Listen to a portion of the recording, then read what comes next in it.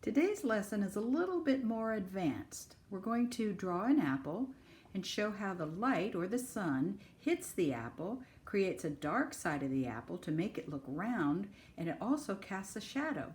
We're going to make it really simple. We'll break it down line by line and color by color. You'll need a piece of paper, your Sharpie, and any of your art supplies. And you might even just use a simple pencil.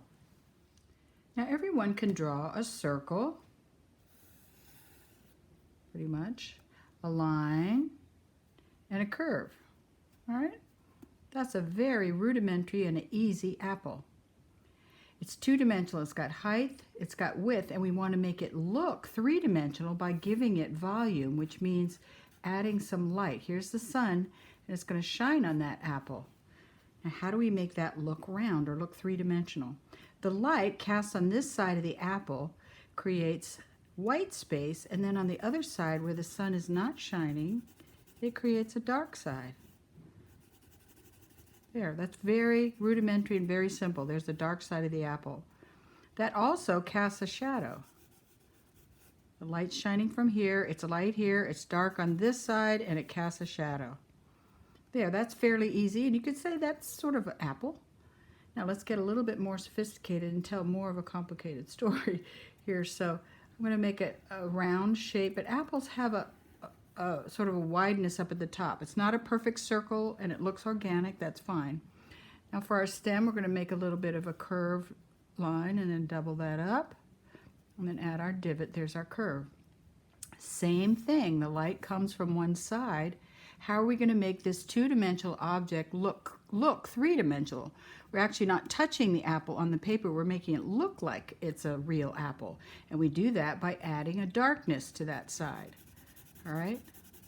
Same thing, dark on one side, light on the other. I'm making this really, really simple.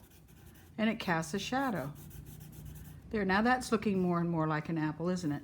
All right, now let's tell more of the story and get even more sophisticated by adding color. Now what I would do is draw the apple with your pencil. Same thing, a little wider at the top. Here's our stem. Here's the divot.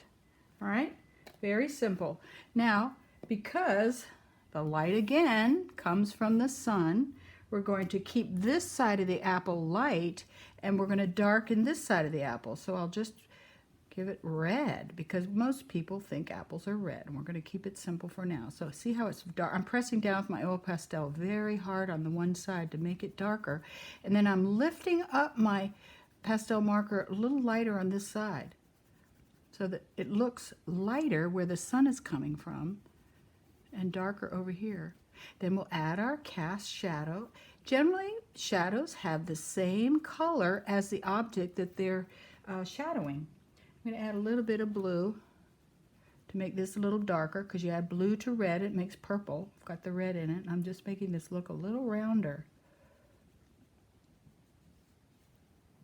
And then I'll add a little bit of brown stem. With I used purple, I thought that was brown. All right, and then I'll do this. And then to make it more fun, I'm going to do a green leaf.